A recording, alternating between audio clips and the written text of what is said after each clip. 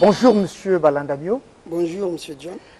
Dans cet entretien avec vous, les téléspectateurs ont un regard particulier sur ce que vous allez leur dire sur la colopathie fonctionnelle.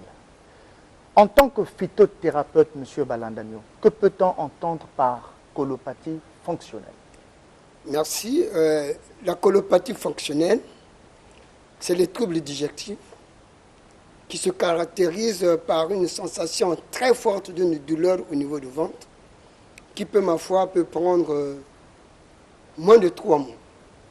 Et quand vous sentez que vous avez un problème au niveau du ventre, toujours avec des douleurs chroniques, et il faut faire très attention parce qu'il y a ce que nous appelons les symptômes de l'intestin grêle qui, au niveau du côlon, peut créer des incidents. Voilà pourquoi nous parlons toujours des troubles intestinaux. Alors, quelles en sont concrètement les causes? Mais les causes, c'est au niveau, vous savez que l'appareil digestif, nous avons l'intestin grêle dans le même tube. Dès que vous dépassez le duodénal, vous avez l'intestin grêle, et l'intestin grêle peut avoir plus de 5 mètres pour se relier au gros intestin au niveau du coagule. Bon, lorsque vous prenez votre repas, en passant par l'intestin grêle, quand il arrive au coagule pour rentrer dans le gros intestin, quand il y a dysfonctionnement, c'est sous forme de relais, et que le gros intestin ne reçoit pas le relais, il y a retour.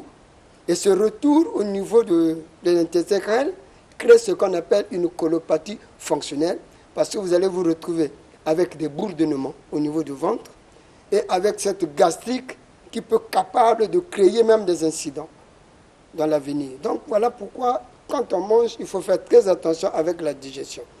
Donc au niveau du côlon, qui est descendant, et au niveau du coagule, si le petit intestin, qu'on appelle l'intestin grêle, ne remet pas le témoin au gros intestin dans les conditions les meilleures, le retour, nous avons ces conséquences qui vont vous créer au niveau du côlon une grande forte de douleur. Il peut vous créer une fatigue, il peut vous créer une diarrhée, même une constipation. Tout ça, la constipation, la diarrhée, les maux de tête, peut enfin vous donner une hémorroïde. Donc tout ça, c'est géré au niveau de la colopathie fonctionnelle.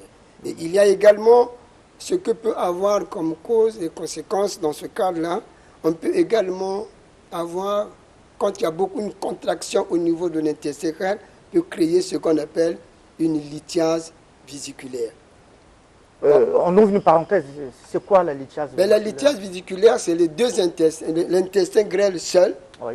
qui forme un nœud, qui ne permet pas qu'il y ait passage. Il bloque le passage entre lui, et il peut provoquer des matières fécales en cailloux au niveau de l'intestin grêle.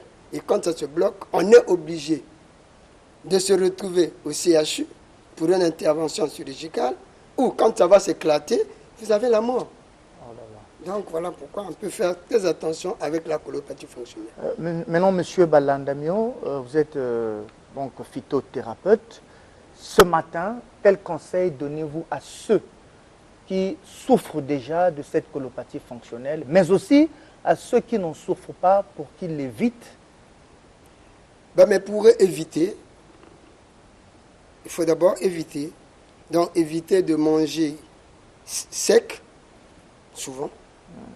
Éviter également de manger beaucoup de plats où il y a beaucoup d'épices. Il faut toujours éviter. Éviter de manger la viande grasse comme le porc, comme le mouton. Il faut parfois éviter. On évite plus que les viandes rouges. Maintenant, pour conseil que je peux donner à tous ceux qui souffrent de dysfonctionnement de l'appareil digestif, qui peut vous provoquer une fatigue, qui peut provoquer des maux de tête, c'est de manger, de ne pas manger après 21 heures. Si vous voulez manger après 21 heures, prenez un repas léger. Parce que l'appareil digestif, à partir de 21 heures, bloque sa métapause pour aller dans un autre cas. Donc, quand vous mangez là, faites très attention. Mais donc, à partir de 21 heures, ou quand vous mangez le soir, évitez de manger la viande rouge. 2. quand vous mangez, prenez de l'eau avant ou après votre repas. Ne prenez jamais de l'eau pendant que vous êtes en train de manger. Ce n'est pas bien. Quand vous avez terminé de manger, n'allez pas vous asseoir pour suivre la télévision ou allez vous reposer. Faites au moins des marches pendant au moins 4 à 5, 10 minutes pour permettre une bonne digestion de ce que vous êtes en train de faire. Évitez, je vous ai dit, évitez. Et puis, une des conseils que je peux encore donner, il faut toujours prendre de l'eau tiède chaque soir. Et le matin, quand vous voulez vous réveiller, prenez un verre d'eau à jeun. Prenez un verre d'eau à jeun sous forme de la graisse, de graisser votre digestion. C'est comme ça que ça se fait même au niveau de ceux qui ont des voitures. Oui. Hein, chaque matin, ils sont obligés de vérifier le moteur. Ah non, est-ce que l'huile n'est pas là? Donc, pour l'homme, chaque matin, à 5 heures, quand il réveille à jeun, est obligé de prendre un verre d'eau à jeun. Et quand vous prenez un verre d'eau à jeun, vous avez une digestion qui est bonne. En moins de 15 minutes, ça va vous demander d'abord d'aller libérer l'appareil digestif. Ça vous permet également, pendant toute la journée, vous êtes libre et vous faites des selles librement. Maintenant, ça, ce sont des conseils liés à ceux qui n'en souffrent pas pour qu'ils l'évitent. Maintenant, quant à ceux qui souffrent déjà de cette maladie-là, que doivent-ils faire? Mais quand vous souffrez de maladie, allez vers les médecins. Vous avez 2 chemins à suivre. Vous avez la médecine moderne, vous avez la médecine traditionnelle. Voilà pourquoi j'ai toujours dit, si les 2 médecines peuvent travailler en symbiose, en collaboration, nous arriverons à sauver. Mais le grand problème, éviter l'automédication. L'automédication, c'est, là-bas, je peux prendre ceci, je peux prendre... Non. Même dans le cas de la colopathie fonctionnelle, il faut chercher les véritables, ceux qui ont cette connaissance sur la colopathie fonctionnelle, pour ne pas subir les conséquences d'avenir, hein, qui peut être les éjaculations précoces. Oui. Vous n'avez plus l'érection. Même au niveau de la femme, il perd sa frigidité. Ça peut vous donner des relâchements de grossesse.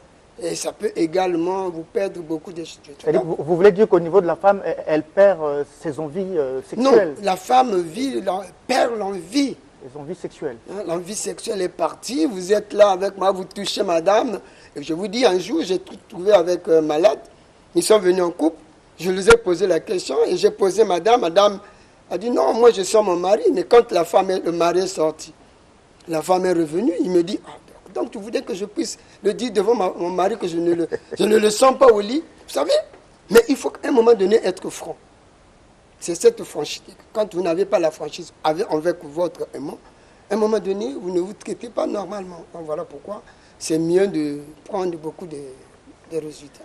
Merci, Monsieur Balandamio. Nous espérons que nos téléspectateurs ont bien pris acte de vos conseils. Il y en a beaucoup. Éviter de manger après 21 heures, prendre un peu l'eau tiède, pratiquer quelques marches après qu'on ait mangé, éviter la viande rouge. Il y en a beaucoup. Comment vous contactez, Monsieur Balandamio? Mais pour me contacter, ceux de Brazzaville, je suis à l'arrêt pharmacie de Mokondo, sur l'avenue Cité du 17, entre la rue Zola et la rue Ngalema.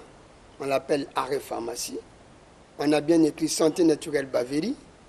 Mes numéros de contact pour ceux de Brazzaville, c'est le 05 526 15 07 05 526 15 07, le 06 695 35 20, 695 35 20, Pointe-Noire 06 913 01 55. Nous recevions pour vous Auguste Balandamio. Il est phytothérapeute. Il a parlé de la colopathie fonctionnelle. Merci de nous avoir suivis. Studio 210 continue.